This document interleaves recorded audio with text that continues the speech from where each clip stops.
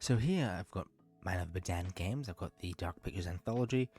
At this point I own all of them, although I only have 3 here. Each of them has the Friends Pass, and that is something that people used so they can play, so they have the down the Friends Pass, they play that version of it, and basically allows 2 people to play with only one person owning the game. But something I didn't realize when I got these games is that Friends Pass was actually only usable for the first couple months after the game came out, and then after that these have been completely deactivated and replaced with, I think from what I've seen, with a certain file not being found. They've even, in the updates, removed a certain file, so they just don't even work at all.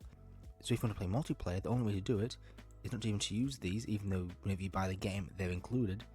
You actually have to go and you have to have both people play, both people pay for the full version. So they've at some point removed that. Like when I got this, I thought, oh yeah, you can have one person play when you could play a single time someone else, which is a good thing, but no, that doesn't work at all. Even though they still give you the Friends Pass version as soon as you buy the game, you get the Steam key, it's a single key and both these are included.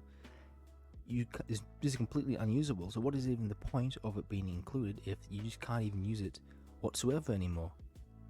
Yeah, so it's a bit of a weird thing, it's a bit of a nuisance that you could play with someone else a single time.